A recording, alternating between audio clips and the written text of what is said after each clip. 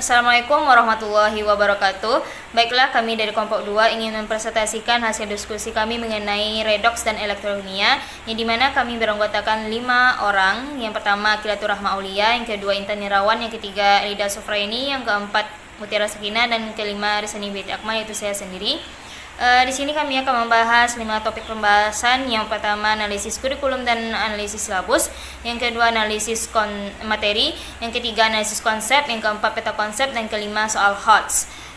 Baiklah, masuk pada topik pembahasan yang pertama, yaitu analisis kurikulum dan analisis silabus, yang akan saya jelaskan sendiri. Di mana analisis kurikulum ini terdapat 4 KD, yang dua KD tersebut mencakup pengetahuan dan 2 KD lagi mencakup keterampilan. KD yang mencakup pengetahuan ini terdapat pada KD 3.3 dan KD 3.4, dan 2 KD yang mencakup keterampilan yaitu KD 4.3 dan 4.4. Di sini juga terdapat 3 tahun revisi yang berbeda, yaitu revisi 2016, revisi 2017, dan revisi 2018. Yang akan dipakai yaitu revisi 2018 yang akan kami bahas. Namun pada KD 3.3 ini terdapat perbedaan dari revisi 2018, yaitu pada revisi 2016 ini menyetarakan persamaan kimia reaksi redoks dan memperkirakan reaksi yang dapat terjadi berdasarkan potensial elektrode. Pada revisi 2017 dan revisi 2018 yaitu sama-sama menyetarakan persamaan reaksi redoks. Kemudian KD 4.3 tidak ada perbedaan dari revisi 2016 sampai revisi 2018, yaitu sama-sama menentukan urutan kekuatan pengoksidasi atau pereduksi berdasarkan data hasil percobaan. Berikutnya KD 3.4, sedikit perbedaan juga yang terdapat pada revisi 2016, yaitu menganalisis proses yang terjadi dan melakukan perhitungan zat atau listrik yang terlibat pada suatu sel voltas serta penerapan dalam kehidupannya. Namun pada revisi 2017 dan revisi 2018 sama-sama menganalisis proses yang terjadi dalam sel volta dan menjelaskan kegunaannya. Berikutnya KD 4.4, tidak ada perbedaan, sama-sama merancang sel volta dengan menggunakan bahan di sekitar. Berikutnya analisis silabus. Analisis silabus ini ada 3, yaitu kompetensi inti, kompetensi dasar, dan tujuan pembelajaran. Pada topik yang pertama pada analisis silabus ini, kompetensi inti atau yang disingkat dengan KI, ada 4 poin juga. KI yang pertama ini mencakup sikap spiritual, KI kedua mencakup sikap sosial, KI ketiga mencakup pengetahuan, dan KI keempat mencakup keterampilan. Di sini teman-teman bisa melihat sendiri apa-apa saja yang terdapat pada kompetensi inti. Jika saya jelaskan satu persatu akan memakan waktu yang lebih lama. Baiklah, saya akan melanjutkan pada kompetensi dasar, yaitu KD, di mana ada tabel penurunan KD menjadi IPK dan ada materi juga. Di sini KD 3.3 ini menyetarakan persamaan reaksi redoks, yang dimana terdapat 2 IPK. IPK yang pertama yaitu menjelaskan persamaan reaksi redoks dengan metode perubahan bilangan oksidasi atau C2. C2 ini yaitu terdapat ranah taksonomi ranah pengetahuan yang kedua. Berikutnya IPK yang keduanya itu menjelaskan persamaan reaksi redoks dengan metode setengah reaksi atau C2 juga, berarti sama, terdapat ranah taksonomi pengetahuan yang kedua juga.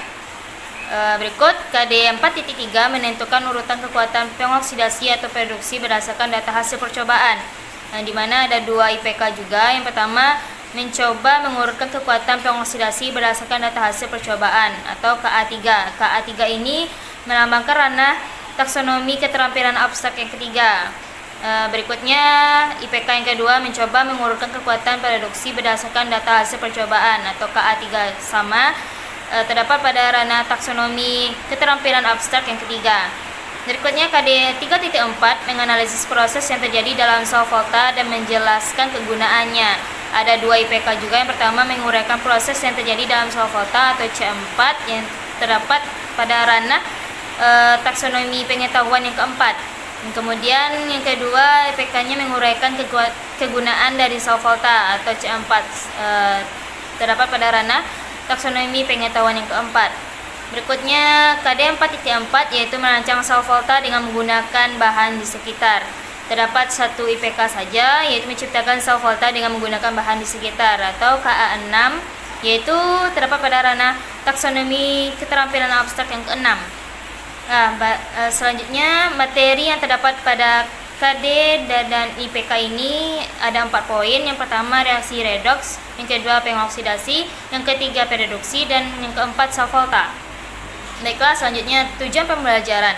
Melalui model pembelajaran discovery learning dengan menggali informasi dari berbagai sumber belajar, percobaan sederhana dan mengolah informasi, peserta didik diharapkan dapat menjelaskan persamaan reaksi redoks dengan metode perubahan bilangan oksidasi dan setengah reaksi, menguraikan proses yang terjadi dalam sel volta dan kegunaan dari sel volta, mencoba mengurutkan kekuatan pengoksidasi dan pereduksi berdasarkan data hasil percobaan, serta menciptakan sel volta dengan menggunakan bahan di sekitar dengan terlibat aktif selama proses pembelajaran, memiliki sikap jujur, rasa ingin tahu, teliti, kreatif, disiplin, kerjasama, berpikir kritis, dan bertanggung jawab dalam menyampaikan pendapat, menjawab pertanyaan, dan memberi saran. Sekian. Saya akan menjelaskan analisis materi pada bab reaksi redoks dan elektrokimia.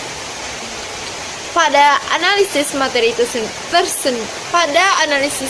sendiri ada 4 bagian. Bagian yang pertama yaitu fakta, bagian yang kedua yaitu konsep, bagian yang ketiga yaitu prinsip, dan bagian yang keempat yaitu prosedural.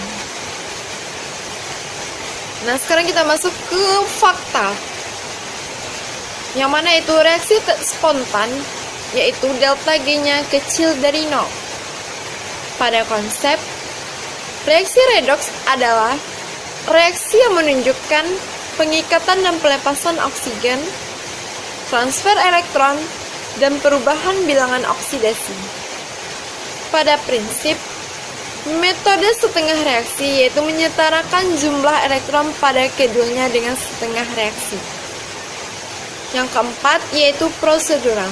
Di sini prosedural untuk penyetaraan reaksi redoks dengan sistem setengah reaksi dilakukan dengan beberapa tahapan. Tahapan yang pertama yaitu menuliskan masing-masing persamaan setengah reaksi reduksi dan reaksi oksidasi. Yang kedua yaitu menyetarakan unsur-unsur yang mengalami reaksi redoks. Yang ketiga yaitu menambahkan molekul H2O pada yang kekurangan atom O jika reaksi berlangsung dalam suasana asam, atau pada yang kelebihan atom O jika reaksi berlangsung pada suasana basah.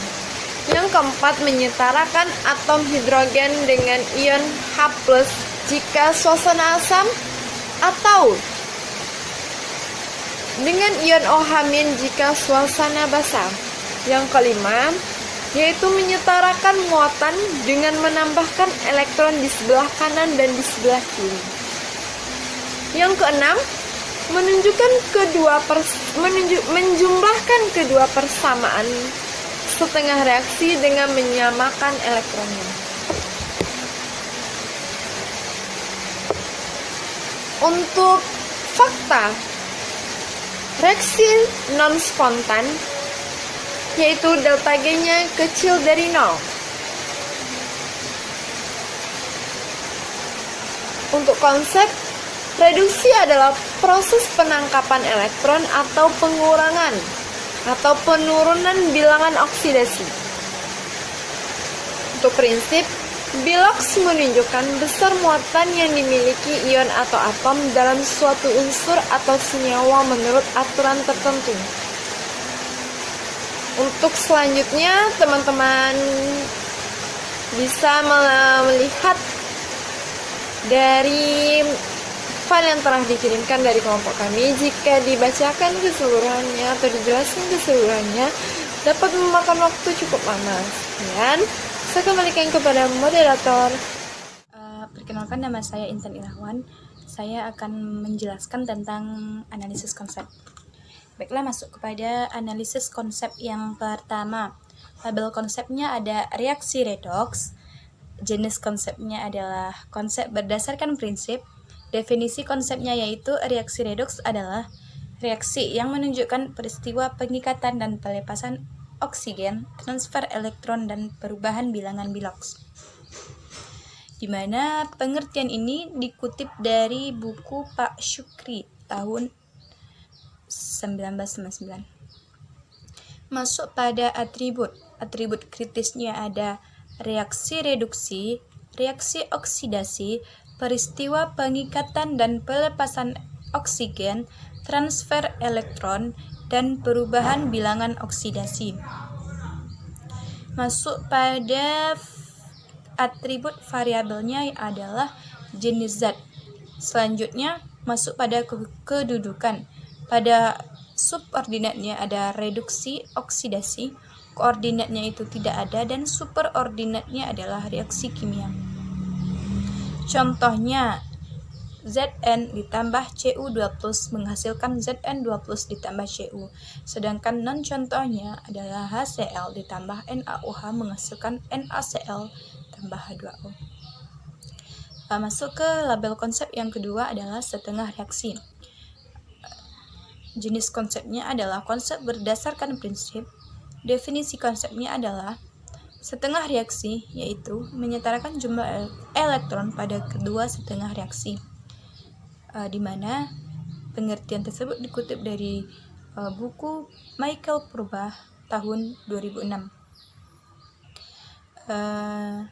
Masuk ke atribut konsep. Atribut kritisnya adalah menyetarakan Bilox unsur, sedangkan atribut variabelnya adalah jumlah elektron.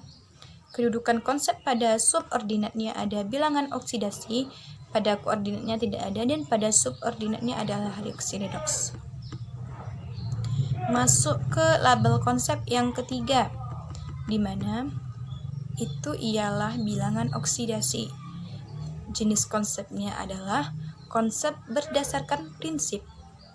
Definisi konsepnya adalah Bilox, yaitu bilangan oksidasi menunjukkan besar muatan yang dimiliki ion atau atom dalam suatu unsur atau senyawa menurut aturan tertentu, di mana pengertian ini dikutip dari buku Petrucci tahun 1991.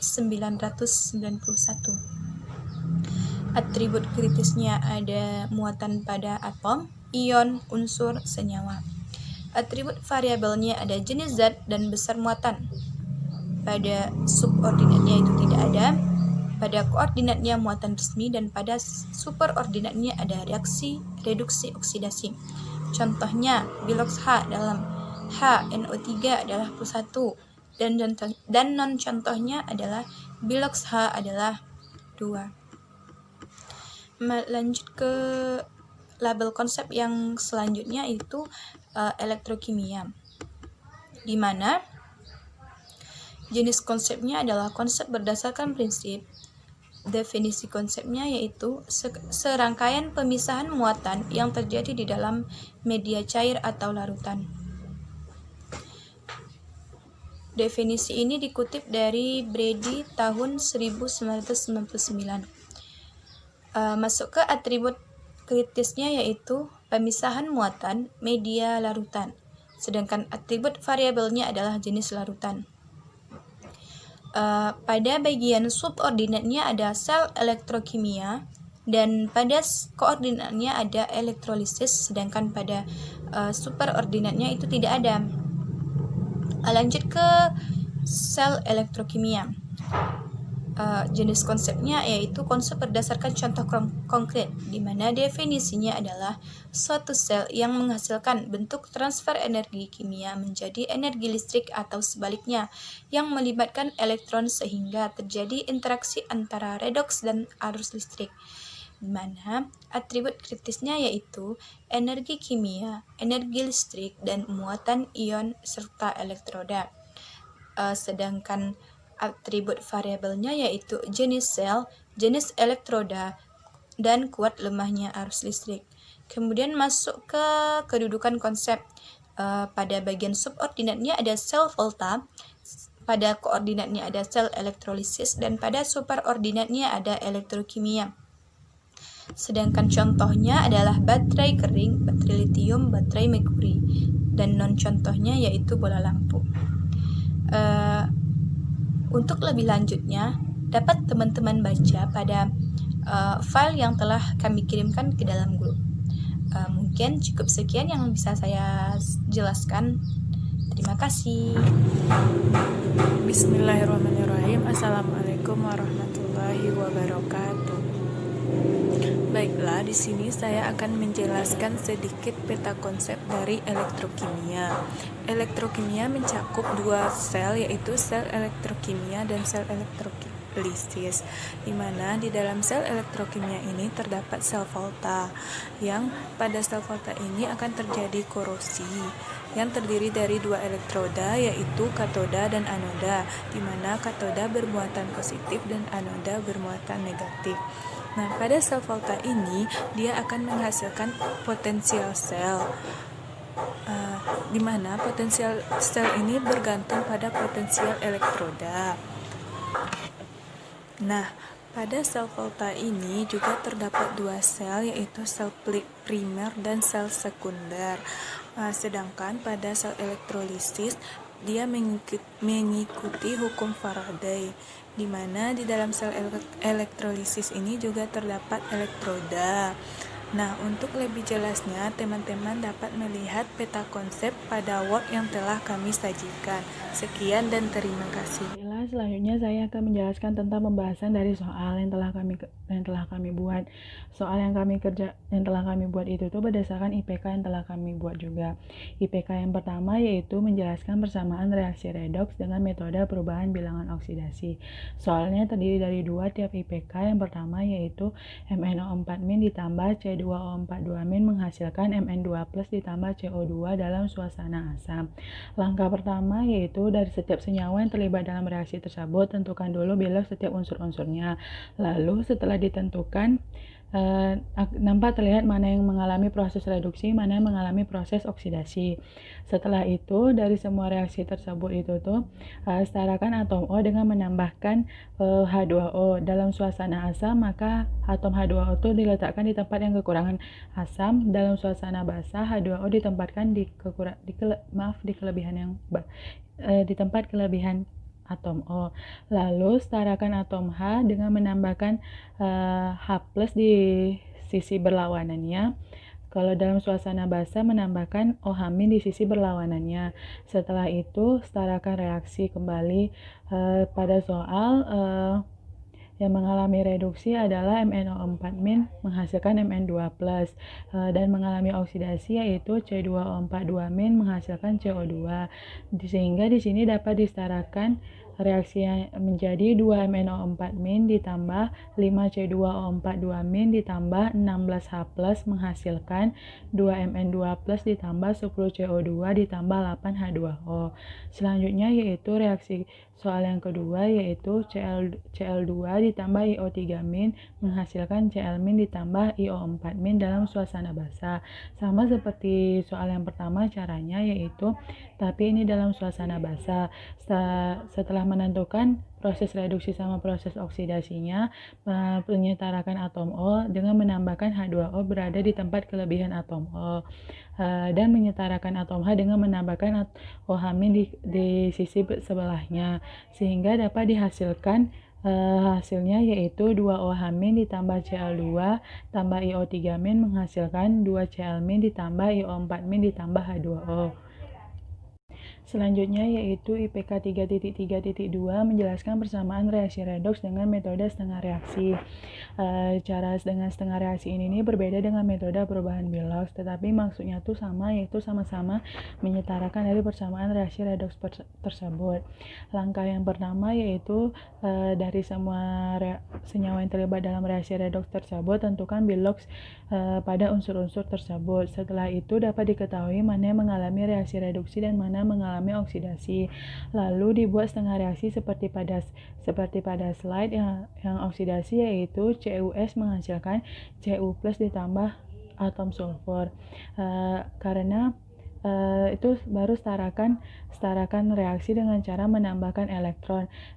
Kenapa langsung setarakan reaksi menggunakan elektron? Karena pada reaksi tersebut baik sisi kiri maupun sisi kanan tidak ada yang mengandung atom O.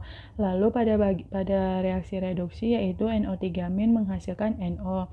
Setarakan atom O dengan menambahkan H2O pada tempat kekurangan O pada suasana asam dan menambahkan H2O di tempat kelebihan atom O pada suasana basah.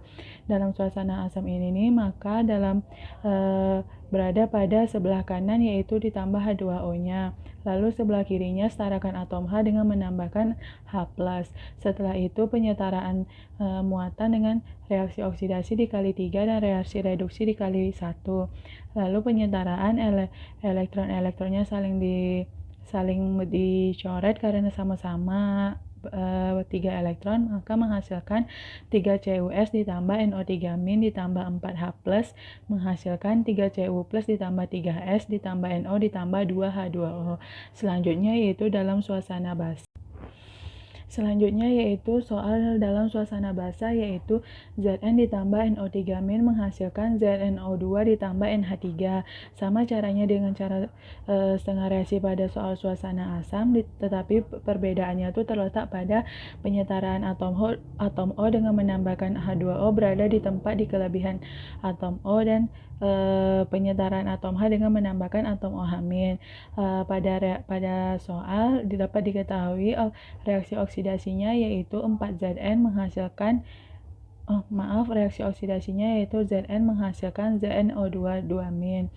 Lalu itu karena dalam suasana basah maka H2O ditambahkan pada tempat kelebihan atom O yaitu berada di sebelah kanan dan penyetaraan atom H dengan menambahkan atom OH- berada di sebelah kiri dan untuk menyetarakan reaksi tersebut diberi tambahan 8 elektron berada di sebelah kanan.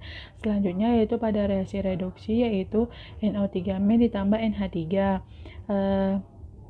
Karena atom O berada di sebelah kiri, maka penambahan atom H2O-nya itu berada di sebelah kiri pula.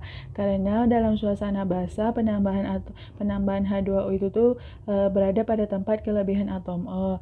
Caranya sama, yaitu disetarakan atom O dengan menambahkan atom OH- lalu disetarakan dengan penambahan elektron. Setelah setelah mengalami penyetaraan, reaksi tersebut menjadi 4Zn ditambah 4OH- ditambah 4NO3- ditambah 4H2O menghasilkan 4ZnO2- ditambah 4NH3. Dikarenakan koefisien dari semua senyawa tersebut 4, maka dapat mengalami penyederhanaan menjadi Zn ditambah OH- ditambah NO3- ditambah H2O menghasilkan ZnO2 2- ditambah NH3. Selanjutnya kita masuki pada soal IPK 3.4.1 yaitu menguraikan proses yang terjadi di dalam sel volta. Pada soal disajikan gambar berupa rangkaian dari sel volta dan diminta untuk menjelaskan bagian-bagian dari gambar tersebut. Pada gambar terdapat anoda. Anoda adalah elektroda tempat terjadinya proses oksidasi. Katoda adalah elektroda tempat terjadinya proses reduksi. Dan dalam wadah tersebut berisi larutan elektrolit yang berfungsi sebagai penghantar arus listriknya. Lalu pada rangkaian tersebut terdapat juga dengan kawat, seperti kawat namanya itu adalah konduktor. Konduktor itu berfungsi untuk menghubungkan antara anoda yang berada di samping kiri dan katoda yang berada di samping kanan. Setelah itu ada juga jembatan garam. Jembatan garam ini berisi larutan garam. Dia ini berfungsi untuk menghubungkan ion-ion yang berada di dalam katoda dan lalu dialirkan kepada ion-ion yang berada di dalam anoda sehingga mereka bersatu sehingga membentuk rangkaian listrik yang dalam bentuk tertutup. Selanjutnya masuk kepada soal suatu sel volta tersusun dari elektroda Pb dan elektroda Cr. Jika diketahui Pb2+ dalam fasa aki tambah 2 elektron menghasilkan Pb dalam fasa solid, E0-nya yaitu negatif 0,14 volt.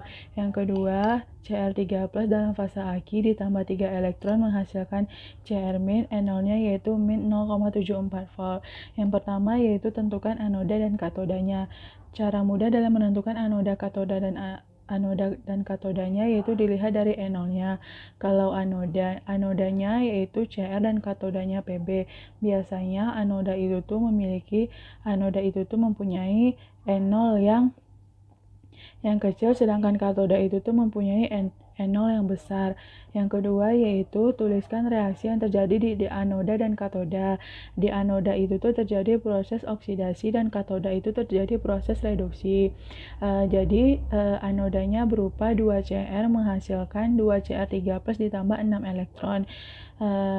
Dan katodanya yaitu 3Pb2+ ditambah 6 elektron menghasilkan 3Pb. Lalu kedua reaksi tersebut dijumlahkan sehingga reaksi yang terjadi di dalam sel itu 2Cr ditambah 3Pb2+ menghasilkan 2Cr3+ ditambah 3Pb. Soal yang C yaitu tentukan nilai potensial selnya. Rumus dari menentukan nilai potensial selnya yaitu E0 sel sama dengan E0 reduksi dikurang dengan E0 oksidasi. Bisa juga dikatakan dengan E0 besar dikurang E0 kecil. Dalam soal ini E0 yang besar adalah E0 dari Pb dan E0 yang kecil adalah E0 dari Cr. Jadi rumusnya E0 Pb dikurang E0 Cr yaitu min 0,14 volt dikurang negatif dari 0,74 volt sehingga didapatkan yaitu positif 0,60 volt. Soal selanjutnya yaitu tuliskan notasi selnya. Tuliskan notasi sel dari rangkaian sel tersebut. Notasi sel itu pola dari notasi sel itu biasanya adalah oksidasi reduksi. Oksidasi berada di sebelah kiri dan lalu dibatasi dengan jembatan garam dan tanda garis miring 2 itu berfungsi sebagai jembatan garam dan reduksi. Jadi notasi selnya yaitu yang mengalami oksidasi adalah Cr dan yang mengalami reduksi adalah Pb, sehingga didapatkan notasi selnya yaitu 2Cr garis 1 2Cr3+ garis miring 2 3Pb2+ garis miring 1 3Pb. Dalam artian garis lurus 1 itu artinya dia mengalami dari tanda mengalami reduksi ataupun oksidasi. Selanjutnya yaitu kita masuk kepada soal di bagian IPK 3.4.2 yaitu menguraikan kegunaan dari sel volta. Soalnya yaitu sebutkan kegunaan dari sel volta dan jelaskanlah. Sel volta itu memiliki banyak kegunaan seperti baterai biasa, baterai alkalin, sel aki, sama baterai peroksida, di mana semua dari sel volta tersebut itu memiliki 3 bagian. Yang pertama yaitu ada anoda, katoda, sama elektrolitnya. Kalau pada baterai biasa disebut juga dengan sel kering, anodanya yaitu logam Zn yang dipakai sebagai untuk wadah, katodanya yaitu batang karbon C yang reaktif, dan elektrolitnya yaitu campuran MnO2, NH4Cl, dan sedikit H2O. Yang kedua yaitu baterai alkalin. Anodanya ada logam seng yang dipakai untuk wadah, katodanya yaitu oksida mangan atau rumus kimianya yaitu MnO2, dan elektrolitnya berupa KOH. Baterai peroksida, anodanya yaitu logam seng yang dipakai untuk wadah, katodanya yaitu Ag2O, dan elektrolitnya yaitu KOH. Dan sel aki, anodanya yaitu ada lempeng timbal, katodanya yaitu ada lempeng logam oksida timbal, rumus kimianya yaitu PbO2, dan elektrolitnya yaitu larutan asam sulfat atau rumus kimianya yaitu H2SO4 encer. Sekian dari hasil diskusi dari kelompok 2 mengenai tentang redoks dan elektrokimia. Mohon maaf apabila ada kesalahan. Assalamualaikum warahmatullahi wabarakatuh.